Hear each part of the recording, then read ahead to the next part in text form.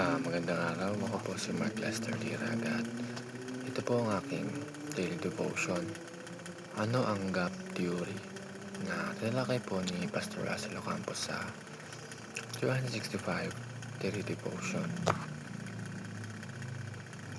Um, ang Bible verse po ng araw ay galing sa Genesis chapter 1 verse 1 to 2. Sabi po ay, "In the beginning, God created the heavens and the earth.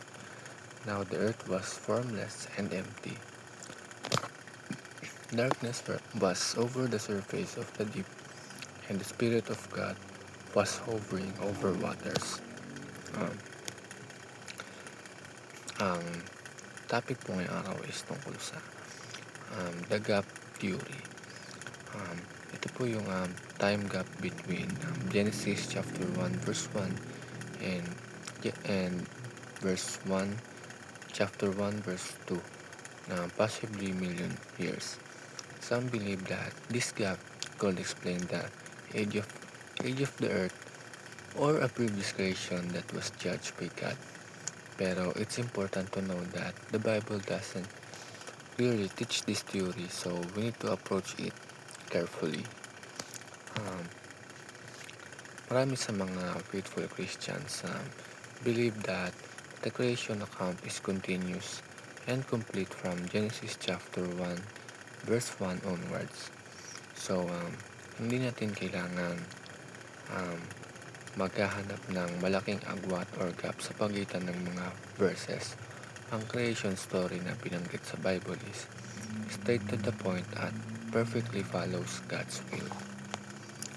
First teaching ngayong araw is the gap theories gets theories into the Bible.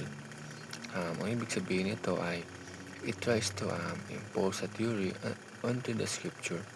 We must be cautious of reading into the Bible things that aren't there. We must understand that the Bible speaks for itself and not every theory we hear should be considered gospel truth. Ang second teaching is the Bible must be used as a basis of science. Science and faith can coexist, but it's important that we always use the Bible as the foundation of our beliefs. Science helps us understand the how, but the Bible shows us the why behind creation.